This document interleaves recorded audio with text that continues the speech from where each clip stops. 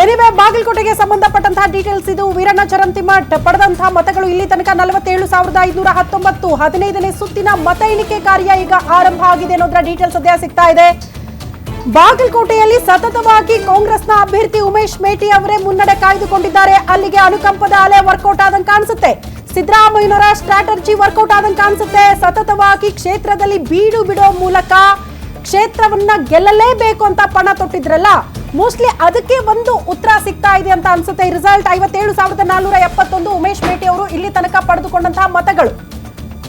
BJP versus Congress neck to neck fight ಇರಬಹುದು ಅಂತ ಭಾವಿಸಲಾಗಿತ್ತು. But 15ನೇ ಸುತ್ತಿನ ಮತ ಎಣಿಕೆ ಆರಂಭ ಆದಾಗ್ಲೂ ಕೂಡ ಕಾಂಗ್ರೆಸ್ ಅಭ್ಯರ್ಥಿನೇ ಮುನ್ನಡೆ ಕಾಯ್ದುಕೊಂಡಿದ್ದಾರೆ ಅನ್ನೋದರ ಡೀಟೇಲ್ಸ್ ಸದ್ಯ ಸಿಗ್ತಾ ಇದೆ.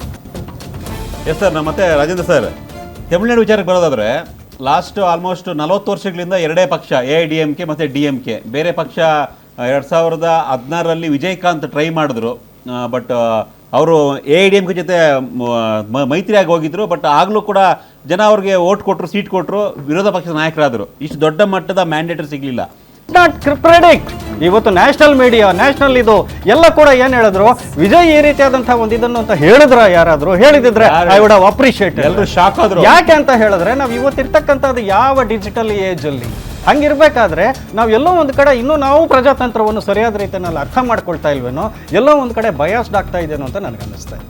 ಓಕೆ, ಬಾಗಲಕೋಟೆಯಲ್ಲಿ ಒನ್ಸ್ ಅಗೇನ್ ಕಾಂಗ್ರೆಸ್ ಅಭ್ಯರ್ಥಿ ಗೆಲುವು ಫಿಕ್ಸ್ ಅಂತ ವೀರಣ್ಣ ಚರಂತಿಮಠ್ ಪಡೆದ ಮತಗಳು ಎಷ್ಟಂತ ನೋಡ್ತಾ ಇದ್ದೀರಿ. 16ನೇ ಸುತ್ತಿನ ಮತ ಎಣಿಕೆ ಆರಂಭ ಆದ್ರೂ ಕೂಡ ಕಾಂಗ್ರೆಸ್ನ ಅಭ್ಯರ್ಥಿನೇ ಮುನ್ನಡೆ ಸಾಧಿಸಿಕೊಂಡಿದ್ದಾರೆ ಉಮೇಶ್ ಮೇಟಿ ಅವರು. ಬಾಗಲಕೋಟೆಯಲ್ಲಿ ಆ ಮೂಲಕ ಕಾಂಗ್ರೆಸ್ ಗೆಲುವು ಮತ್ತೆ ಫಿಕ್ಸ್ ಆಗ್ತಾ ಇದೆಯಾ? ಆ ಕಡೆ ದಾಪುಗಾಲಿಡ್ತಿದ್ದಾರೆ ಕಾಂಗ್ರೆಸ್ ಅಭ್ಯರ್ಥಿ. 15ನೇ ಸುತ್ತು ಕಾಂಗ್ರೆಸ್ ಅಭ್ಯರ್ಥಿನೇ ಮುನ್ನಡೆ ಕಾಯ್ದುಕೊಂಡಿದ್ದಾರೆ ಅಟ್ ಪ್ರೆಸೆಂಟ್ ಅನ್ನೋದರ ಡೀಟೇಲ್ ಸದ್ಯ ಸಿಗ್ತಾ ಇದೆ. ಲಿಂಗಾಯತ ಸಮುದಾಯದ ಓಟ್ಗಳು ನಿರ್ಣಾಯಕ ಆಗಿರುವಂತಹ ಕ್ಷೇತ್ರ, ಜೊತೆಗೆ ಇಡೀ ಸರ್ಕಾರನೇ ಬೀಡು ಬಿಡೋ ಮೂಲಕ ಬಾಗಲಕೋಟೆಯಲ್ಲಿ ಮಾಡಿರುವಂತಹ ಪ್ರಚಾರಗಳಿದೆಯಲ್ಲ, ಅದು ಗೆಲ್ಲಲೇಬೇಕು ಅನ್ನುವಂಥ ಪ್ರತಿಷ್ಠೆ ಆಗಿತ್ತು ಅಂತ. ಸೊ ಇಲ್ಲಿ ಎರಡು ಕ್ಷೇತ್ರಗಳು ರಾಜ್ಯಕ್ಕೆ ಯಾಕೆ ಬಹಳ ಇಂಪಾರ್ಟೆಂಟ್ ಅಂದ್ರೆ, ಒಂದು ಕಾಂಗ್ರೆಸ್ನಲ್ಲಿ ಸದ್ಯ ಆಗ್ತಾ ಇರುವಂತಹ ಬೆಳವಣಿಗೆಗಳಿಗೆ ಒಂದು ಸ್ಪಷ್ಟ ಉತ್ತರ ಸಿಗಬಹುದು ಎರಡು ಕ್ಷೇತ್ರಗಳಿಂದ ಅಂತ. ಅದರ ಜೊತೆಗೆ ಮುಂಬರುವಂತಹ ಸ್ಥಳೀಯ ಸಂಸ್ಥೆಗಳ ಚುನಾವಣೆಗಳಿಗೂ ಕೂಡ ಇದು ದಿಕ್ಸೂಚಿ ಆಗಬಹುದು ಅಂತ. ಆಡಳಿತ ಸ್ಯಾಟಿಸ್ಫೈ ಆಗಿದೆಯಾ ಮತದಾರರಿಗೆ ಅನ್ನೋದನ್ನ ಡಿಸೈಡ್ ಮಾಡುತ್ತೆ, ಇಲ್ಲ ಆಡಳಿತ ವಿರೋಧಿ ಅಲೆ ಇದೆಯಾ, ಎಲ್ಲಿ ನಾವು ಸಿದ್ಧರಾಗಬೇಕು ಅನ್ನೋದನ್ನ ಕೂಡ ತಿಳಿ ಹೇಳೋದಕ್ಕೆ ಎರಡು ಕ್ಷೇತ್ರಗಳು ಬಹಳ ಇಂಪಾರ್ಟೆಂಟ್ ಆಗುತ್ತೆ. ಈಗ ಸದ್ಯಕ್ಕೆ ಬಾಗಲಕೋಟೆ ಗಮನಿಸ್ತಾ ಇದ್ದೀವಿ. ಸದ್ಯ ಕಾಂಗ್ರೆಸ್ ಅಭ್ಯರ್ಥಿನೇ ಮುನ್ನಡೆ ಕಾಯ್ದುಕೊಂಡಿದ್ದಾರೆ. 16 ಸುತ್ತು ಕಂಪ್ಲೀಟ್ ಆದ್ರೂ ಕೂಡ ಮುನ್ನಡೆಯಲ್ಲಿದ್ದಾರೆ ಅನ್ನೋದು. ಹಾಗಾಗಿ ಒನ್ಸ್ ಅಗೇನ್ ಕಾಂಗ್ರೆಸ್ನ ಅಭ್ಯರ್ಥಿನೇ ಅಲ್ಲಿ ಗೆಲುವು ಫಿಕ್ಸ್ ಅನ್ನೋಂಥ ಚರ್ಚೆಗಳಾಗ್ತಾ ಇದೆ. ನೀನು 1,12,000 ವೋಟಿಂಗ್ ರಿಸಲ್ಟ್ ಬಂದ್ಬಿಟ್ಟಿದೆ ಈಗ. ಸೊ ಇದೇ ಕಂಟಿನ್ಯೂ ಆದ್ರೆ ಕಾಂಗ್ರೆಸ್ ಗೆಲ್ಲುವಂತ ಚಾನ್ಸಸ್ ಇದೆ. ಸೊ BJP ಅವರು ಲಾಸ್ಟ್ ಅಂದ್ರೆ ಈಗ ಬಾಗಲಕೋಟೆಯಲ್ಲಿ ಯತ್ನಾಳ್ ಕರ್ಕೊಂಡ್ಬಂದ್ರಿ ಪ್ರಚಾರಕ್ಕೆ. ಯತ್ನಾಳ್ ಉಚ್ಚಾಟನೆ ಮಾಡ್ತೀರಾ ನೀವು, ಮತ್ತೆ ಪ್ರಚಾರ ಕರ್ಕೊಂಡ್ಬರ್ತೀರಾ, ಪ್ರಚಾರ ಮಾಡ್ತೀರಾ BJP ಪರ. ಏನ್ ಹೇಳಿದೆ ನಿಮ್ದು ಅಂತ ಲೆಕ್ಕಾಚಾರ? ನಿಮ್ಮ ಅಧಿಕೃತವಾಗಿ ಅವ್ರನ್ನ ಉಚ್ಚಾಟನೆ ಮಾಡಿದ್ದೀರಾ. ನಿಮ್ಮ MLA ಅಲ್ಲ ಈಗ ಅವರು, ಬಟ್ ನಿಮ್ ಪಕ್ಷದ ಪರವಾಗಿ ಬಂದು ಪ್ರಚಾರ ಮಾಡ್ತಾರೆ. ಅವ್ರು ವೈಯಕ್ತಿಕ ದೃಷ್ಟಿಯಿಂದ ಬಂದು ಪ್ರಚಾರ ಮಾಡಿದ್ದಾರೆ.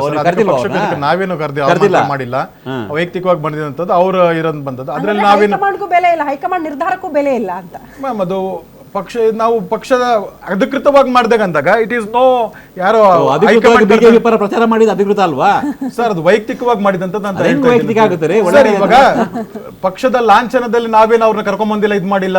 ನಮ್ಮ ನಾಯಕರು ಯಾವಾಗ ಪ್ರಚಾರ ಹೋಗಿದ್ರು ಅವ್ರು ಯಾವತ್ತು ಬಂದಿಲ್ಲ. ಅವ್ರು ವೈಯಕ್ತಿಕವಾಗಿ ಬಂದಿದ್ದಕ್ಕೂ ಇದಕ್ಕೂ ಡಿಫ್ರೆನ್ಸ್ ಇದೆ ಸರ್. ಅದಲ್ಲಿ ಅಧಿಕೃತವಾಗಿ ಅವ್ರನ್ನ ಉಚ್ಚಾಟನೆ ಮಾಡಿದಾಗ ದರ್ ಇಸ್ ಈ can't use the symbol and ಪ್ರಚಾರ ಮಾಡುವಂತದ್ದಿಲ್ಲ. ಇಂಡಿವಿಜುವಲ್ ಕೆಪಾಸಿಟಿನಲ್ಲಿ ಮಾಡಿರ್ಬೋದು, ಅದನ್ನ ನಾವು ಒಪ್ಕೊಳ್ಳೋದಿಲ್ಲ ಅದಿಲ್ಲ ಸರ್. ಅದಲ್ಲಿ ಎಫೆಕ್ಟ್ ಏನಾಗಾದ್ರೆ ಅವ್ರದ್ದು sir effect it is individual ಇದ್ದು. ಕೊನೆಗೆ ಏನ್ ಜನಾದೇಶ ಏನಿರುತ್ತೆ ಅದಕ್ಕೆ ತಲೆಬಾಗ್ಲೇಬೇಕಾಗತ್ತೆ. ನಾವು ಆಸ್ ಎ BJP ಒಂದು ಸಾಮೂಹಿಕ ನಾಯಕತ್ವದಲ್ಲಿ JDS ಮತ್ತೆ BJP ಸಾಮೂಹಿಕವಾಗಿ ನಾವು ಪ್ರಚಾರ ಮಾಡಿದ್ವಿ. ಸಾಮೂಹಿಕವಾಗಿ ಜನ ನಮಗೆ ಉತ್ತಮ ಫಲಿತಾಂಶ ಕೊಡ್ತಾರಂತ ಇದ್ದಿತ್ತು. ಒಟ್ಟವಾದ ಜನರು ಏನ್ ಕೊಡ್ತಾರೋ ಅದನ್ನ ತಲೆಬಾಗ್ಲೇಬೇಕಾಗತ್ತೆ. ನಾವು ಅಂದ್ಬಿಟ್ಟು ಇನ್ಯಾರಿಗೋ ಕಂಪ್ಲೇಂಟ್ ಮಾಡಕ್ ಹೋಗಲ್ಲ. ಇವ್ರ ತರ ಕಾಂಗ್ರೆಸ್ ಅವ್ರ ತರ ಅದೇನಾಯ್ತು ಇದೇನೋ ಆಯ್ತು ಅಂತ. ನಾವು ಯಾವಾಗ್ಲೂ ಪ್ರತಿ ಸತಿನೂ ಜನಾದೇಶ ಬಂದಾಗ ನಾವು ಶಿರಬಾಗಿ ನಮಸ್ಕಾರ ಮಾಡಿದ್ದೀವಿ. ಎಸ್ ವಿ ಅಕ್ಸೆಪ್ಟ್ ಇಟ್ ಅಂತ.